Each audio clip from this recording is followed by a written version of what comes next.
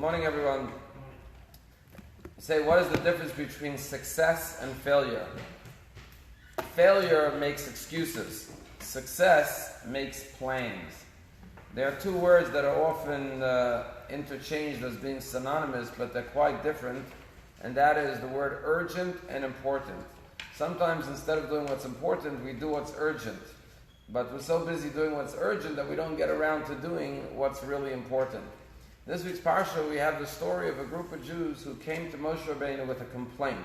Now I will tell you there are a lot of complaints in this week's Torah portion. Most of them are not good complaints. They're whining about the food and about the water and all sorts of complaints. But there was one very positive and legitimate complaint. And that was a group of Jews who approached Moshe Rabbeinu and said, Moshe Rabbeinu, you know, we didn't get to bring the Pesach offering, the Paschal offering, the Korban Pesach. Why? Because we were doing something else which was very important. Sometimes you have two competing important things to do. And we had losses in our family, and we had to take care of the burial of our loved ones. And as a result of that, we couldn't bring the Korban Pesach because we were not in a state of ritual cleanliness. And they said, why should we miss out on the opportunity to bring this Korban, the Korban Pesach? Why should we be discriminated against? It's not our fault that someone in our family died and we couldn't bring the Korban Pesach.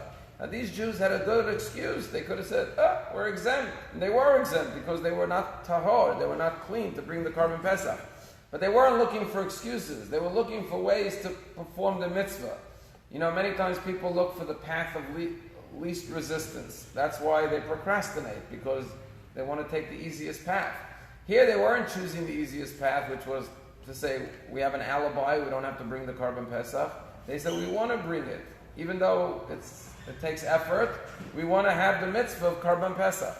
So Moshe Rabbeinu brought their argument, their complaint to God, and God said they're absolutely right. And therefore, 1 month after the first Pesach, we have what is known as Pesach Sheni, the second Passover, where anyone who didn't bring the first Korban Pesach, no matter why, even if they didn't have a legitimate reason, once there was given the second opportunity, even those who procrastinated, who didn't do it for other reasons, not positive reasons, everyone was given a chance to bring the second Pesach. And the lesson is, first of all, that if you really sincerely ask for a second chance in life, God will always grant it. But it also teaches us that we shouldn't look for ways out, we should look for ways in. That if there's a group of people doing something positive, we should look for a way to participate. And even if we have legitimate competing reasons why we can't, we should try to be creative and say, but I want to do the mitzvah, I want to be a part of something wonderful. There's a story told about a king who built a new room in his palace. And so he invited the four most famous artists of his country, and he said, I want each one of you to paint a mural on one of the walls of the palace. And I'll come back in 30 days, and I'll give you a reward if you do a good job. So the first three artists got to work morning to evening every day, painting, designing, sketching, to do something really magnificent.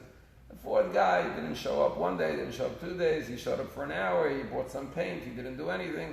He just frittered away the time and procrastinated. At the end of the 30 days, everyone had a white sheet over their wall, and everyone came.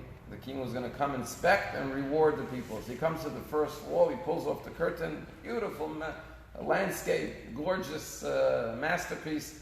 The king takes out a bag of gold, he puts it down, he says, here's the reward. He goes to the second guy, pulls off the sheet, beautiful painting, gives him a bag of gold. He goes to the third guy, another beautiful design, beautiful paint portrait, gives him a bag of gold. Then he comes to the fourth guy, he pulls off the curtain, and the guy put up a big mirror. And in the mirror you could see all the other paintings. He says, look, I have a beautiful wall. The king says, you're absolutely right. And that's why I'm going to reward you with 3 bags of gold. And he pointed out in the mirror the 3 bags of gold, reflecting the other people's gold. So as they say, if you want to go for the gold, you have to put in the hard work. It's easy to push things off and find excuses, but if you want to get the mitzvah like the Jews in this week's Parsha, you have to stand up and stake your claim in the opportunity to do something positive.